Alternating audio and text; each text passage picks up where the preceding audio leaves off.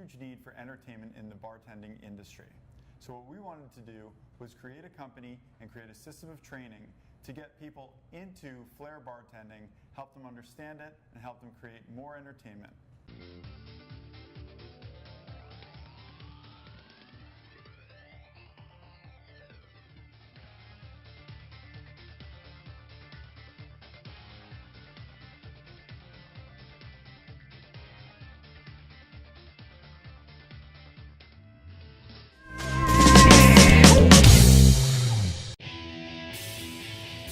Our next service theory is LAST, L-A-S-T.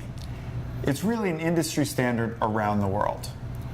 When solving problems with guests, arguing will get you absolutely nowhere. So remember to listen, apologize, solve, and think. Listen to the guests. Without placing blame on anyone, apologize that the problem occurred. Solve the problem. And thank the guest for letting you correct the situation. You'd be surprised how often this solves some of the smallest and most difficult situations you can face. Our final flair theory is the make it well theory.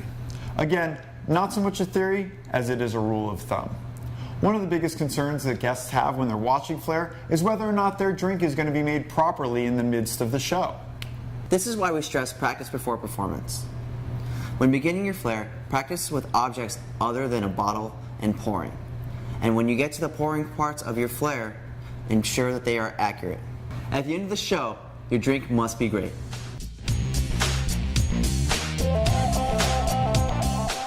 Now we're going to move on to routine 5. This is a full performance drink.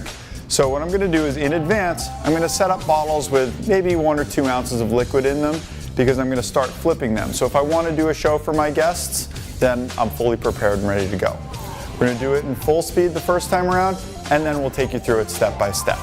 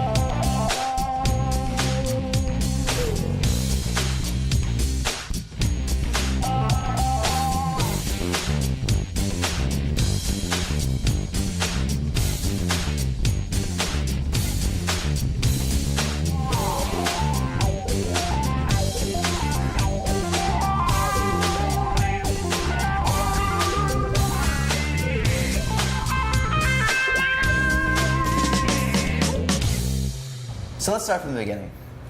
You're going to grab a napkin and place it in front of your guest. You're going to grab the glass in a reverse grip and turn it upright. You're now going to spin it off the palm of your hand into your other hand. Ice the glass, set it on the bar top. You're going to take your mixing glass in a regular grip, half spin it so it is upright. Ice that, place it on the bar top. Now you're going to grab your tin.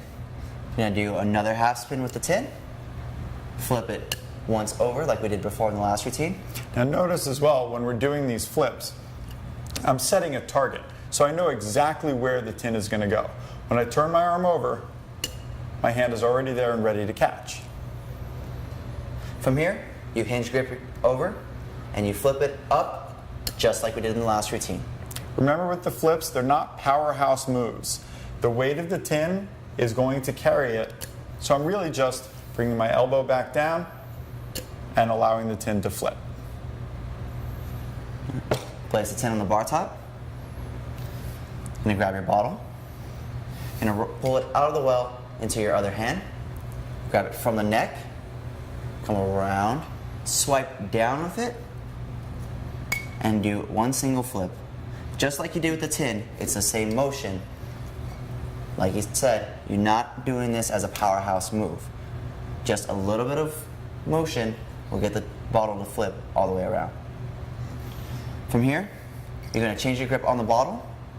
The bottle is going to come over while the tin comes underneath your hand and comes back into your other hand. Bottle goes over. Bottle comes underneath your hand and is tossed into the same hand over your other arm. Tin comes over and you change your grip here. Grab it from the neck and reverse grip. So now you're at a tomahawk position.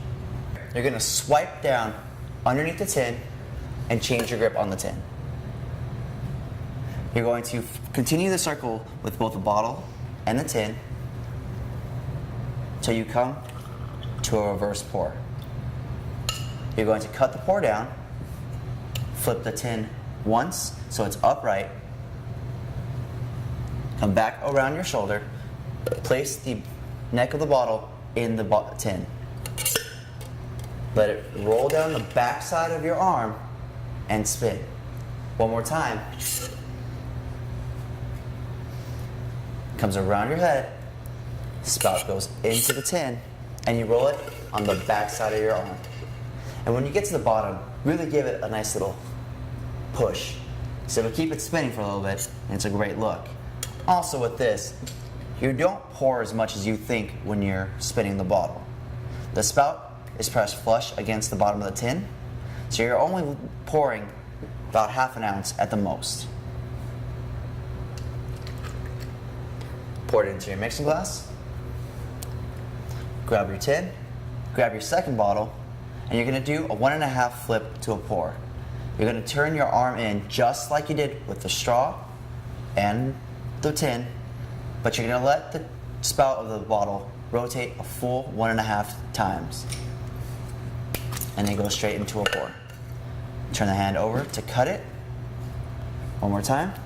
1.5 flips. Turn your hand over to cut it. From here, you're going to flip the bottle up 1 rotation. Again. Now the bottle's upright. You're going to pour into your tin, keeping your fingers in a hinge grip. You're going to bounce cut, turn it over, and finish the pour. In a faster speed, it's going to look just like this. Bounce cut, pour. Pour that into your mixing glass. Fill with your mixer.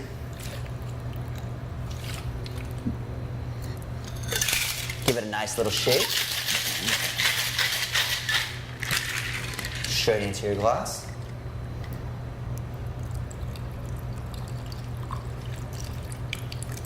Perfect.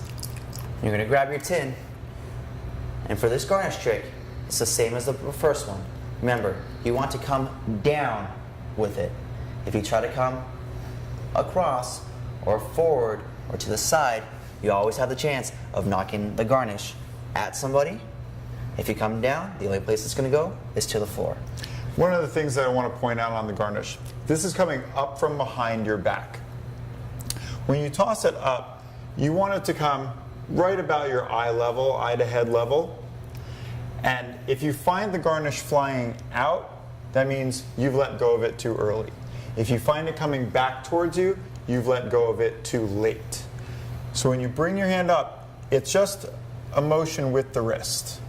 And this one's going to take a little practice, but ease into it nicely, give yourself a circle, up, and catch it down.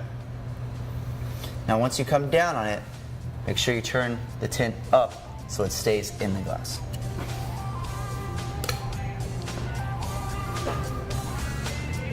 Pour, add your straw, And smile and serve.